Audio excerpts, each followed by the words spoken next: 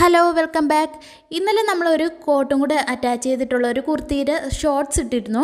അപ്പോൾ ആ ഒരു കോട്ടിൻ്റെ ലോങ് വീഡിയോ ആണ് കേട്ടോ ഇതിൽ ഞാൻ ഫുൾ ലെങ്ത് എടുക്കുന്നത് 45 ഇഞ്ചാണ്. നമ്മൾ സ്ലീവ്ലെസ് ടോപ്പിന് 44 എടുത്തിട്ടുള്ളത്.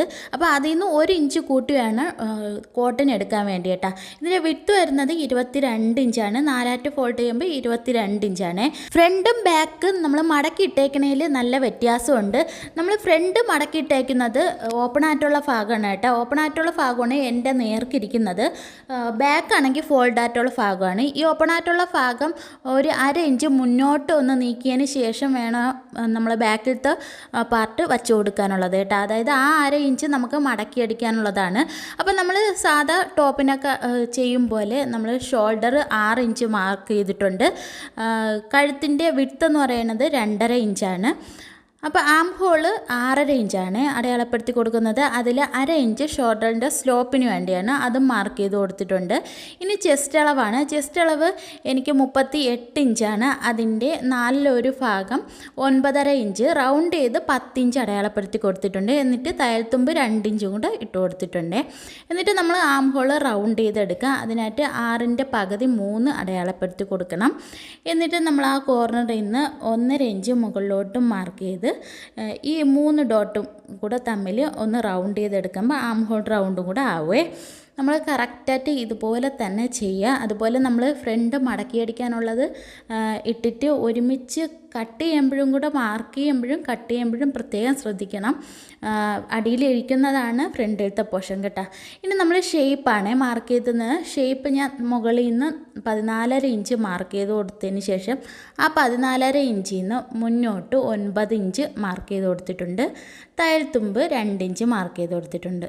എന്നിട്ട് ഇതുപോലെ മാർക്ക് ചെയ്തെടുക്കുക. നിങ്ങൾക്ക് മാർക്ക് ചെയ്യണത് കാണാവോ എന്തോ, ഇത് ഭയങ്കര അടങ്ങിക്കിടക്കാത്ത തുണി കേട്ടോ. അതുകൊണ്ട് മാർക്ക് ചെയ്യാനൊക്കെ ഭയങ്കര പാടായിരുന്നേ. അതുകൊണ്ട് ഞാൻ ജസ്റ്റ് ഒന്ന് മാർക്ക് ചെയ്തതേ ഉള്ളൂ.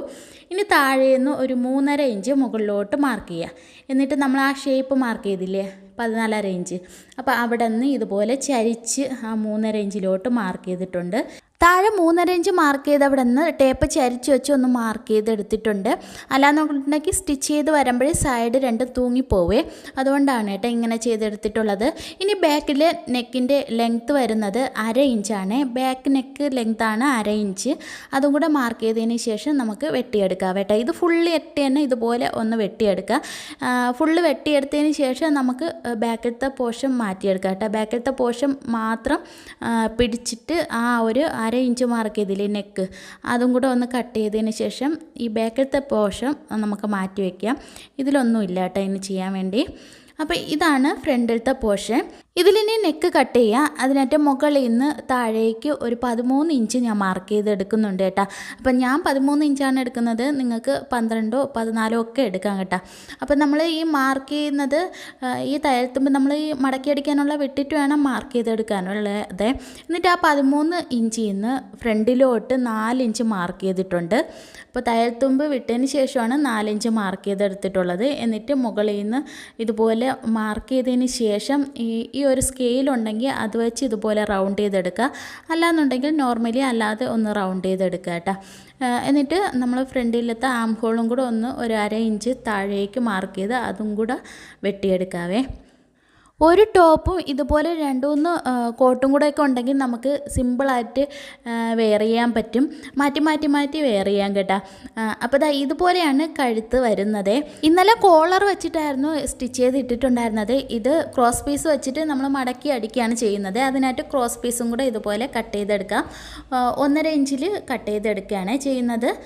എന്നിട്ട് ഇത് മടക്കി വെച്ച് നമ്മൾ അടിച്ചെടുക്കുകയാണ് ചെയ്യുന്നത് കേട്ടോ.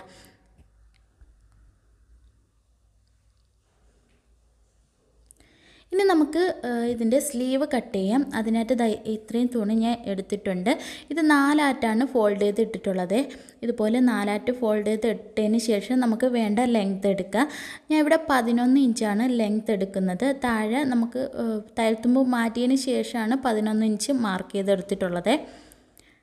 എന്നിട്ട് ആ 11 ഇഞ്ചിൽ നിന്ന് താഴേക്ക് 3.25 ഇഞ്ച് മാർക്ക് ചെയ്തിട്ടുണ്ട്. ആ 3.25 വെച്ച് 9.5 ഇഞ്ച് ഫ്രണ്ടിലോട്ട് മാർക്ക് ചെയ്തതിന് ശേഷം 9.5 ഇഞ്ചിൽ നിന്ന് നമ്മൾ 11 ഇഞ്ച് എടുത്തില്ലേ അതിലേക്ക് ചരിച്ച് വയ്ക്കുമ്പോൾ അതിൻ്റെ പകുതി എടുക്കുക.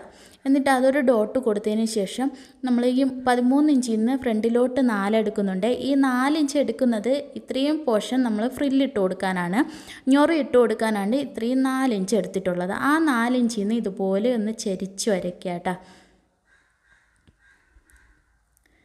ഇതുപോലെ കുഴിച്ച് ഇതുപോലെ വരയ്ക്കുക. അതേ ഈ മുകളിൽ നമ്മൾ ഫ്രില്ലിന് 4 ഇട്ട് കൊടുത്തു, അതേ സെയിം തന്നെ താഴെയും നമ്മൾ 4 അടയാളപ്പെടുത്തിയതിന് ശേഷം ഇതുപോലെ ഒരു ഡോട്ട് കൊടുക്കുക. അപ്പോഴും നമുക്ക് കറക്റ്റായിട്ട് അറിയാൻ പറ്റും ഇത്ര ദൂരം മുതൽ ഇത്രയും ദൂരം വരെ നമുക്കിതുപോലെ ഞൊറി എടുക്കണമെന്നേ. അപ്പോൾ ലെങ്ത്തും കൂടെ അടയാളപ്പെടുത്തിയതിന് ശേഷം തയ്യൽത്തുമ്പ് ഇട്ടതിന് ശേഷം ഒന്ന് വെട്ടിയെടുക്കാം കേട്ടോ. ഈ ഒരു സ്ലീവ് സൂപ്പറാണ് കേട്ടോ. നല്ല എന്തോ പറയുക, നിങ്ങൾക്ക് ഫൈനൽ ലുക്ക് കണ്ടിട്ട് നിങ്ങൾക്ക് എന്തോ തോന്നുന്നു കമൻറ്റ് ചെയ്താൽ മതിയേ. അപ്പോൾ താഴെ നമ്മൾ സ്ലീവിൻ്റെ താഴെ വയ്ക്കാനും കൂടെ 1.5 ഇഞ്ച് കട്ട് ചെയ്ത് എടുത്തിട്ടുണ്ട്. ഇനി നമുക്ക് സ്റ്റിച്ച് ചെയ്യാവേ. ഫസ്റ്റ് നമുക്ക് 2 ഷോൾഡറും തമ്മിൽ സ്റ്റിച്ച് ചെയ്തെടുക്കാം. അതായത് നല്ല വശവും കൂടെ ചേർത്ത് വച്ചതിന് ശേഷം ഇതുപോലെ 2 പാർട്ടും നമ്മൾ ബാക്കിലത്തെ പാർട്ടിലോട്ട് ജോയിൻ ചെയ്തെടുക്കണം. അപ്പോൾ 2 സൈഡിലെ ഷോൾഡറും ഇതുപോലെ അറ്റാച്ച് ചെയ്തെടുക്കുന്നുണ്ടേ. കട്ട് ചെയ്തെടുത്താൽ നമുക്ക് സിമ്പിളായിട്ട് തന്നെ സ്റ്റിച്ച് ചെയ്തെടുക്കാൻ പറ്റും. അതുകൊണ്ട് സ്റ്റിച്ചിങ് അറിയാവുന്നവർക്ക് ഇതൊന്നും കാണണ്ട, പക്ഷേ സ്റ്റിച്ചിങ് ഒട്ടും അറിഞ്ഞോട്ടാത്തവർക്കാണ് കേട്ടോ ഞാൻ ഈ പറയുന്നത്. ഇനി നമ്മൾ ക്രോസ് പീസ് ഇതുപോലെ മടക്കി അടിച്ചെടുത്തിട്ടുണ്ട്, അതും കൂടെ കഴുത്തിൽ അറ്റാച്ച് ചെയ്ത് കൊടുക്കുകയാണ് ചെയ്യുന്നത്. ഈ സ്റ്റിച്ചിങ് വീഡിയോ കുറച്ച് ഫാസ്റ്റായിട്ടാണ് കേട്ടോ കാണിക്കുന്നത്, അല്ലാന്നുണ്ടെങ്കിൽ ഭയങ്കരമായിട്ട് ലെങ്തായി പോവും. അപ്പോൾ നമ്മൾ ഈ ക്രോസ് പീസ് വെച്ചടിച്ച സ്ഥലം മടക്കി അടിച്ച് ഫിനിഷ് ചെയ്തെടുത്തിട്ടുണ്ട്. അതുപോലെ തന്നെ ഫ്രണ്ടിലത്തെ പോർഷൻ നമ്മൾ 1/2 ഇഞ്ച് ഇട്ടിരുന്നില്ലേ, അതും കൂടെ ഇതുപോലെ മടക്കി വെച്ച് അടിച്ചെടുത്തിട്ടുണ്ട്.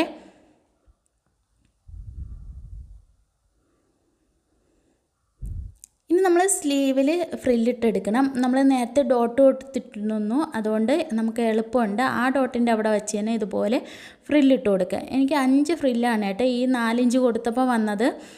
കുറച്ച് വലിപ്പം കൂടിയ ഫ്രില്ലാണ് ഇട്ട് കൊടുത്തിട്ടുള്ളത്. ഇനി നമ്മൾ കട്ട് ബീഡ്സ് 1.5 ഇഞ്ചിൽ വെട്ടി വെച്ചിരുന്നില്ലേ, അത് ആ ഒരു ഭാഗത്ത് ഇതുപോലെ അറ്റാച്ച് ചെയ്ത് കൊടുക്കുക. നല്ല വശവും കൂടെ ചേർത്ത് അറ്റാച്ച് ചെയ്തതിന് ശേഷം മറിച്ചിട്ട് ഇതുപോലെ മടക്കി അടിക്കുകയാണ് ചെയ്യുന്നത്.